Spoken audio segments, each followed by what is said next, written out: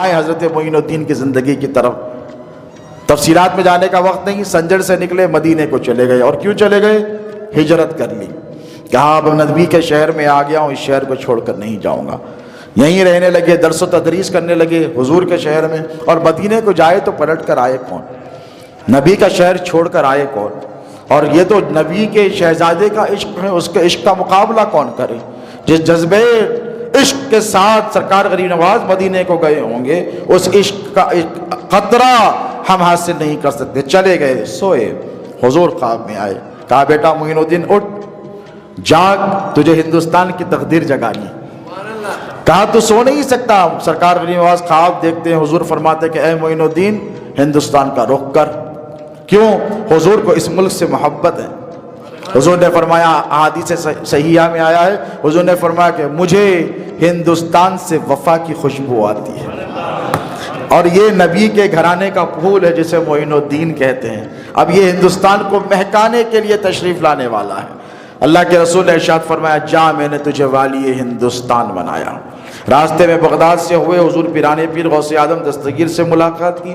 وہاں سے نکلے سر ہند میں حضرت سیدنا داتا علی حجویری سے ملاقات کی, جو تصوف کا مینار نور ہے. اور وہاں پر ملاقات کیسے کی؟ روحانی ملاقات. آپ کا وصال تو ہو چکا تھا, علی کے پوتے ہیں. وہاں سے سلطان الہند کا لقب ملا. کیا ملا؟ ہندوستان کا بادشاہ. اب یہ باطنی نظام ہے. دیکھیے, یہ باطنی بادشاہت ہے جو آج بھی باقی ہے. 800 سال چلے گئے سرکار غریب نواز کا وصال ہو کر, حکومت آج بھی باقی ہے.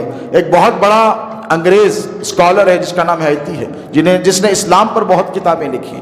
اس نے کہا ہے, یورپ کا رہنے والا بہت بڑا اسکالر, وہ کہتا ہے کہ اسلام بارہا کمزور ہوا, اسلام بارہا کمزور ہوا, لیکن جب جب گرنے لگا تب تب اسلام کو اس کے باطنی نظام نے بچا لیا.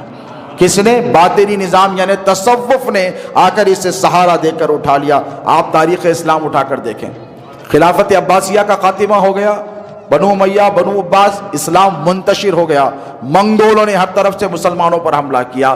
1 لاکھ مسلمانوں کو بغداد میں قتل کیا گیا تھا. کتنے؟ ہلاکو خان وغیرہ نے 1 لاکھ مسلمانوں کو بغداد میں قتل کیا. لیکن جب اسلام متزلزل ہو گیا, اسلام جب بے سہارا ہو گیا, اسلام جب کمزور ہو گیا, تو غوث اعظم پیرانے پیر کے ایک مرید جسے محی الدین ابن عربی کہتے ہیں, وہ آگے بڑھے. باطنی نظام تھا یہ. کون سا بولیے؟ باطنی نظام. آگے بڑھ کر انہوں نے سلطنت عثمانیہ, خلافت عثمانیہ کا قیام کو ممکن بنایا.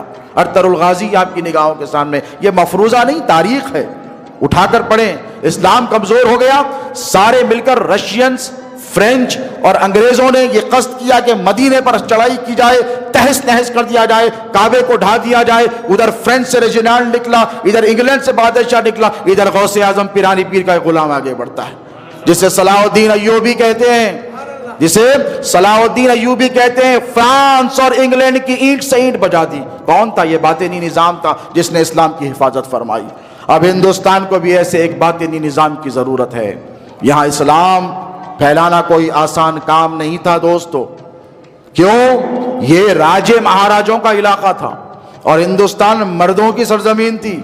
راجپوت آج بھی اپنی عزت کے لیے آنر کلنگز کرتے ہیں, مار دیتے ہیں, جان قربان کر دیتے ہیں, لیکن سر بولیے, آج بھی سر نہیں جھکاتے. جان دے دیں گے, جان لے لیں گے, اولاد کو مار دیں گے, بیٹیوں کو مار دیں گے, لیکن عزت پر آئے گی تو سب قربان کر دیں گے.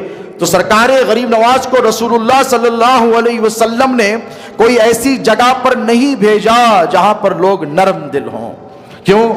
اس لیے نبی نے نہیں بھیجا کیونکہ نبی کو اللہ نے ایسی جگہ پہ نہیں بھیجا جہاں کے لوگوں کے دل نرم ہوں. مکے کے لوگ سخت, ایسی سرزمین پر نہیں بھیجا جہاں باغ ہو, کھیت ہو, کلیان ہو. ایسی سرزمین پر بھیجا جہاں خشک پہاڑ ہیں. کیوں؟ رسول اللہ نے اجمیر کا انتخاب اس لیے کیا کہ معین الدین تو میرا شہزادہ ہے, تو میرا جانشین ہے. میں مکے کے پہاڑوں میں بھیجا گیا تھا, تجھے اجمیر کے پہاڑوں کا رخ کرنا ہوگا. مجھے بھی سخت لوگوں میں بھیجا گیا تھا, میں تجھے بھی سب سے سخت لوگوں کے درمیان بھیجوں گا. میری بھی مخالفت ہوئی تھی, معین الدین تیری بھی مخالفت ہوگی. مجھ پر بھی حملے کیے گئے تھے, معین الدین تجھ پر بھی حملے کیے جائیں گے. اے معین الدین یاد رکھنا, تیرا نانا محمد رسول اللہ کامیاب ہوا ہے اور تو بھی اجمیر کی سرزمین پر کامیاب ہوگا. سرکار غریب نواز مدینے سے نکلے، نانا جان کے شہر کو الوداع کہا، آئے